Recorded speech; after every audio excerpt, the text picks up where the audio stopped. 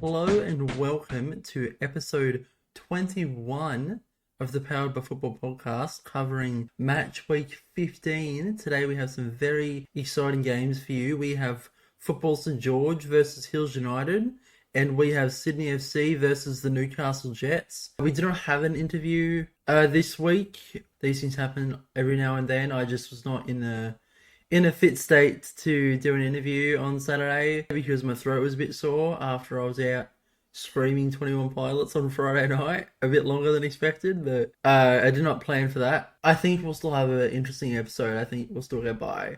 And a few other things I wanted to touch on before we get into the discussion of the matches themselves. You know, this is the final match week of the season, so I kind of wanted to talk about what does that mean for the podcast? What does that mean for the future? So the first thing that I thought I'd cover is that we are doing a round robin tournament that is for both reserve grade players and any other eligible players under the age of 18.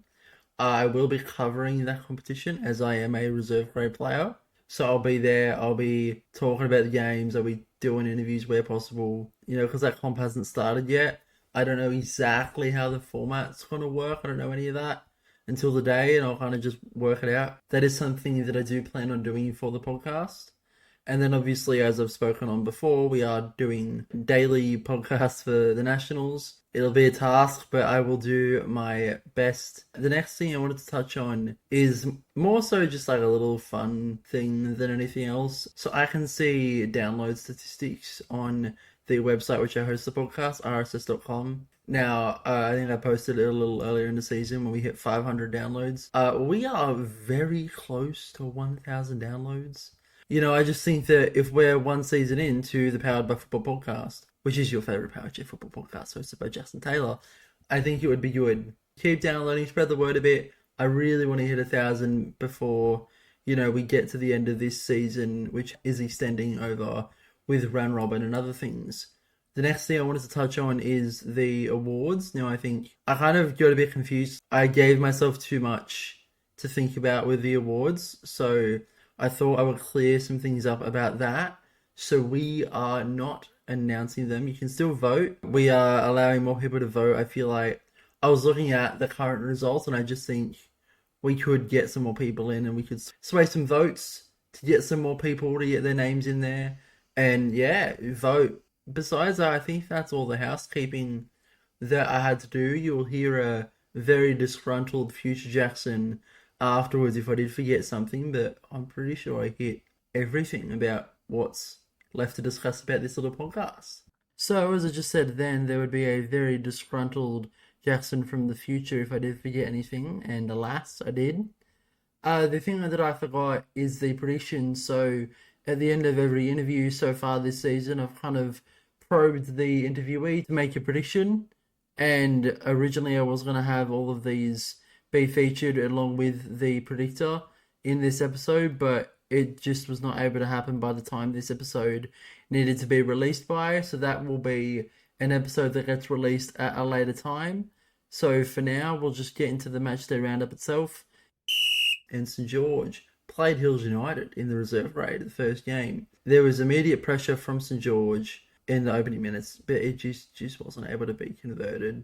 There was strong pressure from Jake Vidakovic, which saw him dribble around the Hills defence early on, sending St George 1-0 up. Soon after, Jake Vidakovic and Mitch Albert linked up really well in attack. The latter snuck a ball past the Hills defence, 2-0. Really good game to watch back, and at half-time it was 2-0 to St George. There was strong pressure in the opening minutes from St George. They just kept going, and Mitch Albert set up Khan well. The two combining to sneak the ball through the Hills defence. They went 3-0 up. Whilst the Hills would begin to have pressure as they eased into the match in the second half, they just weren't able to convert. There was more pressure, you know, St George did not stop.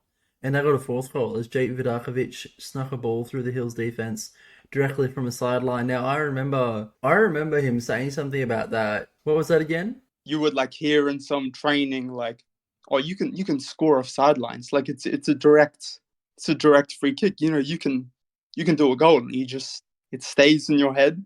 Good quote. Came true, obviously, since he said that. But whilst the Hills would get their chances towards the end of the game, they just weren't able to convert. Especially after conceding so many, they just weren't able to get back into the game. Football St George defeated the Hills 4-0 on the last game of the season. So Football St George, they won the reserve grade comp. Congratulations to them. It's an incredibly impressive feat, especially for a team who came in as their first season in the reserve grade and they've already won the comp. So good on them. Hope to beat his next time as a Wanderers player, but as an enjoyer of a competition, really, really good games. They played really well. On to the Premier League match now, and despite pressure from both sides in the opening minutes, there was no conversion immediately. The Hills were able to score in the opening 10, but it was disallowed due to contact in the build-up. St George were the ones after they conceded this disallowed goal having the greatest share of chances, but half-time blue, it was 0-0. Both sides were applying pressure upon the return of the match, but neither side were able to convert for the rest of this game. It was a 0-0 draw. And yeah, that's the end of the season for Football St George and Hills United. Onto the Sydney FC versus the Newcastle Jets game. Sydney had given strong pressure on the Newcastle defence right away. They looked really good. This Sydney side was quite an impressive opening, which they capitalised upon. They had a corner in the 3rd minute. George Tiong met Harry Simmons well. The latter snuck the ball in to send Sydney 1-0 up. Sydney would continue to dominate this match with strong chances in the opening 20, but the 3rd minute goal from Simmons was the only thing separating the two at half time. While Sydney pressure would continue for the rest of the second half, they weren't able to convert for a while. The end of the match was getting closer and closer, and it was still 1-0. But Harry Simmons linked up well with Riley Brown, the two working together to sneak the ball past the Newcastle defence to double Sydney's lead. Riley Brown, the goal scorer in that. So the full-time score, Sydney beat the Newcastle Jets 2-0 in reserve grade. In the Premier League match between Sydney FC and the Newcastle Jets, the Newcastle side were the ones showing the most pressure. As the game began, Sydney were only able to hold on for the first 6 minutes as a strong interception from Anlazar served as a pass to Dimitri Leolio-Davis. The latter scoring an incredible goal to go ahead. They were 1-0 up immediately within 6 minutes, and it was a stunner. Go ahead, once that's up on the YouTube, give that one a watch. While Sydney would continue to probe against a solid Newcastle defence, the score was just 1-0 at half-time. Newcastle did come out guns blazing in the second half. They scored off a quick counter-attack as a shot on the halfway line from Dimitri Leolio-Davis saw him double the Jets' lead. Is another absolute stunner, so good on him for that. This momentum would continue as a minute later, Dimitri would get his hat-trick, a sideline from Anlazar met him well. He sent the Jets 3-0 up. And the full-time score was 3-0 to the Jets. Dimitri's hat-trick, the separator. That's the last match that we'll review for this season. Moving on to the table and statistics now. So in the reserve grade, the winners of the comp, as I mentioned earlier, is Football St George. They sit their final tally, 8 wins, 3 draws and 1 loss. They scored 15 goals, conceded 4. They sit on 27 points. The Newcastle Jets won 6 games, drew 4, lost 2. They scored 12 and conceded 6. Their final tally, 22 points. The Western Sydney Wanderers sit in 3rd, 3 wins, 4 draws and 5 losses, scoring 5 goals and conceding 11. They have 13 points over this season. Sydney FC sit in 4th. They had 3 wins, 3 draws and 6 losses. They scored 10 but conceded 11. They had 12 points as their final tally. And Hills United sit last. They had 1 win, 4 draws and 7 losses.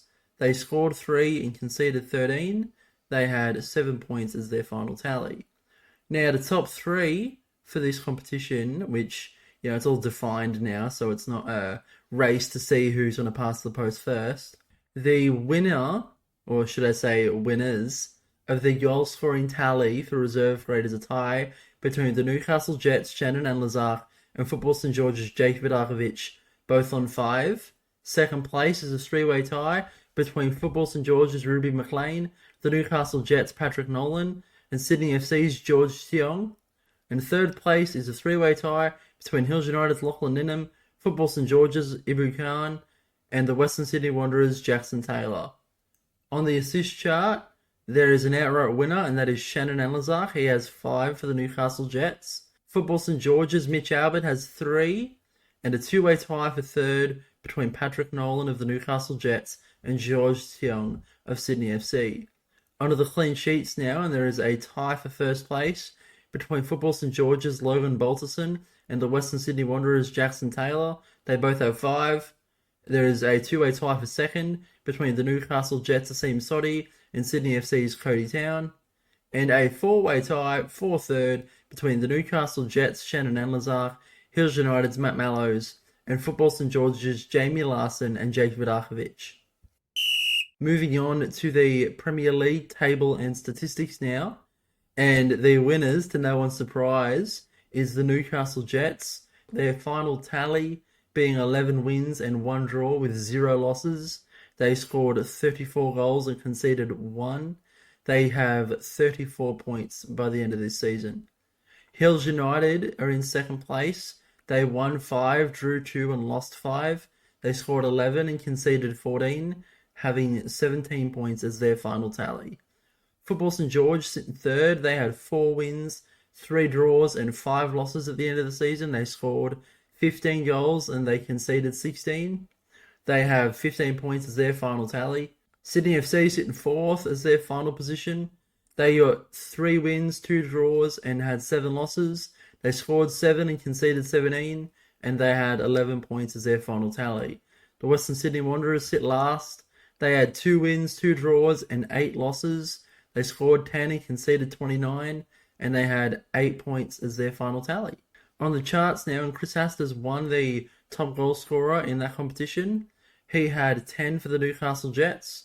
Jordan Crane got second for top goal scorers. He had 8 for the Newcastle Jets. And third is held by Chris Turnbull of Hills United. He scored 6. On the assist chart, Ryan Seck got 10 as his final tally for the Newcastle Jets. Mitch Albert got second. He got 6. And Chris Hastis got 5 for the Newcastle Jets. On the clean sheets, and Dimitri Leolio-Davis got 9 for the Newcastle Jets. Matt Mallows got 4 for Hills United. And Harry Simmons got 3 for Sydney FC. You can get involved in Powerchair football here in New South Wales as an athlete, coach, referee or volunteer by visiting the NSW PFA website linked below.